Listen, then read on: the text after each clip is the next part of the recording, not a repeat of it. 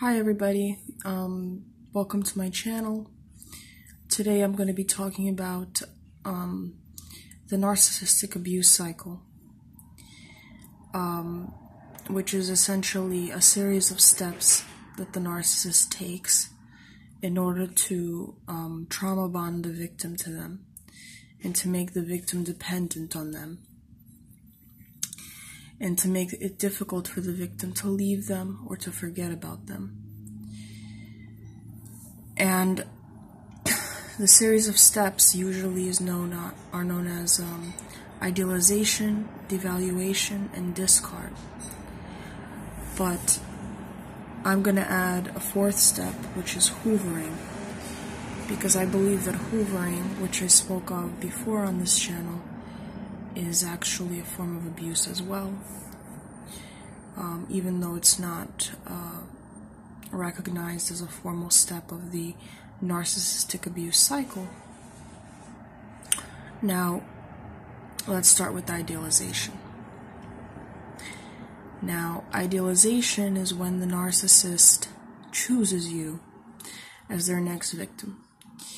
And people that are outside of the circle of this community of and don't know anything about sociopathy, it's hard to believe that a person would choose somebody as a victim for psychological abuse. And so, believe me, if you're watching this and if you're not a victim of narcissism, these people do choose their victims. And what they'll do is they'll usually choose a person that is vulnerable. The person can be a child, the person can be a person that is elderly and somewhat incapacitated. The person can be disabled, the person can be sick, the person can be going through some sort of life crisis. Their partner may have died from a terminal illness. Their son may have been taken away from them by their spouse in a divorce proceeding.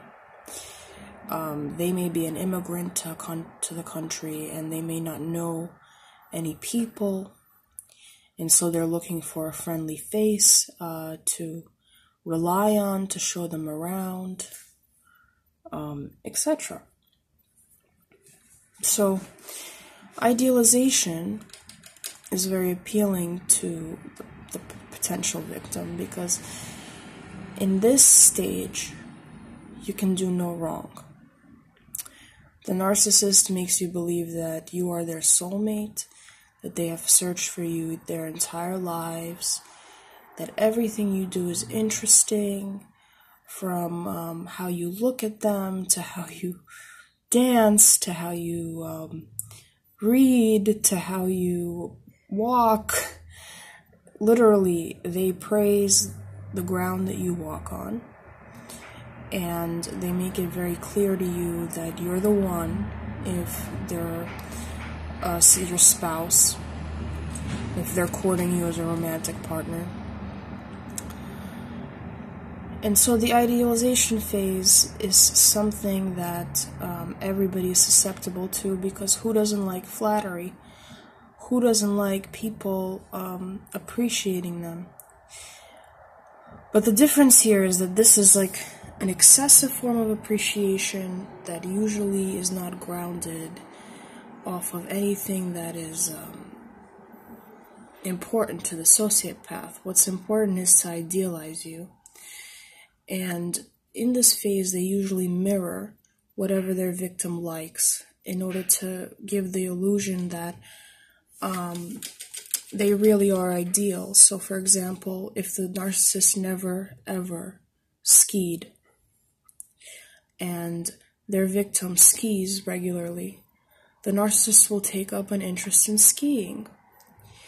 And they will sometimes even go as far as to teach themselves how to ski, so that they can tell their victim, look, I'm a skier too, I'm an avid fan of skiing. And if the victim, for example, is into ballet, they will take them to the ballet and they'll say, I've never been interested in dance, but now I'm so interested because I love you and you're so great. And the ballet is a great place, and I can't believe how cultured you are. And look at me, I'm so uncultured. If they're the covert narcissist, right? They sort of are prone to self-deprecation in the idealization phase, and they basically try to convince you that you are them, they are you, that the void that you've been feeling in your life has been erased, because here's a person that's willing to go to radical lengths in order to please you, in order to convince you that you have worth at a time that you may not be feeling worthy, or at a time where you may be feeling that life has no meaning and that life is bland or life is cruel. All of a sudden you find your savior in this narcissist who idealizes you. Now, the idealization phase, it can last anywhere from 6 months to 10 years. And this is why when I see people that say that victims of sociopaths are foolish because they would never be drawn into this kind of game, that's complete nonsense, because everybody goes through some sort of life crisis, life ordeal, and anybody is susceptible in a moment of vulnerability to the charms of the sociopath, the initial charms.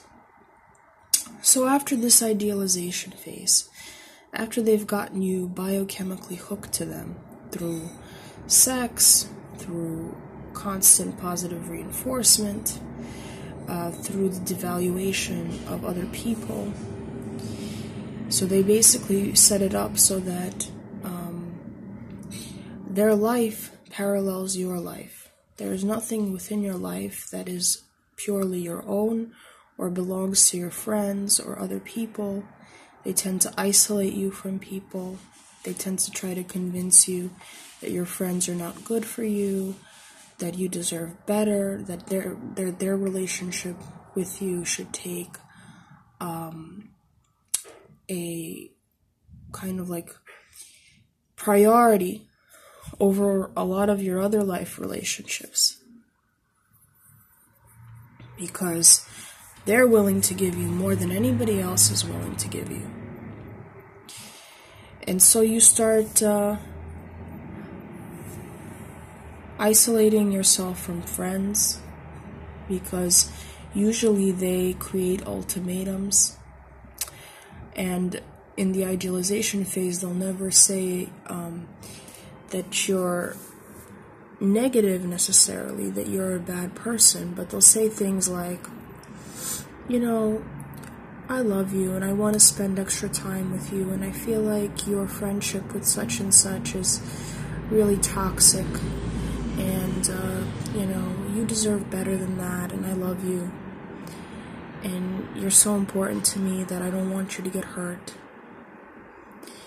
So they may dig up information on one of your best friends, let's say, and they will try to persuade you to end a friendship, because they're masters at accentuating the bad in people while diminishing the good, and then putting you on a pedestal to make you feel that you deserve better. When in reality, all this time what they're doing is they're making you dependent strictly on them. And they're trying to make it so that they're always in your line of sight over everybody else in your life. Could be your mother, could be your father, could be your sister, could be your brother. And after this, after they have you, after you have this sort of incredible financial social, emotional dependence on them, they will begin the devaluation phase of the relationship. So, let's say you're in a marriage with a narcissist, and after 10 years of being married to this person and being an ideal marriage, they'll start in with small criticisms of you. They may say that you're, getting fatter. They may say that you are not progressing in your career as you should be. They may say that if you have kids, let's say, that you're not devoting yourself to housework enough, that you should put aside your hobbies, your interests, for doing more housework. They may start to change their own behavior. They may start to purposefully make messes around the house so that you have to clean them up. And they may say things like, my job is so stressful, and I pay for this house, and I pay for the bills, and I pay for you. So, I don't want to pick up my underwear, or I don't want to pick up my socks, because you're here for that. Or they may start looking at your friends and saying, such and such is really in shape. I think that you should go to the gym or more with her because she looks great for her age. Or, for example, they'll tell you that your parenting skills are off, that your children are too soft, that they have to be more more rough around the edges in order to get ahead socially. When your parenting style is to basically make them more pro-social, the narcissist will try to make them more like themselves. So they're going to start trying to brainwash their children by saying that their mother is not really doing what's best for them. They may start bribing the children with gifts, and children are very impressionable. And what does this do to the victim? The victim starts seeing fault within themselves. They start thinking that their world is falling apart and that there is something inherently wrong with them that is causing this situation to occur. That has nothing to do with the narcissist, because the narcissist has been a great husband up until this point. And the victim starts thinking about their love story and how much this person meant to them and how they saved them when they were going through their extreme time of vulnerability. Maybe they had cancer, maybe they had some sort of incredible life loss. And so they start trying to appease the abuser. They will not try to blame them, because by now the narcissist has created a reputation for himself in the community. They've risen to the occasion. They're a great doctor, a great lawyer, and so the victim feels social pressure in that they can't fully speak with anybody about this because it's very personal to them, and they don't really believe that anybody will believe them. And they feel an extreme amount of brain fog because they're trying to reconcile the person that they used to know with the person that they know right now, and that doesn't match up. And because they have no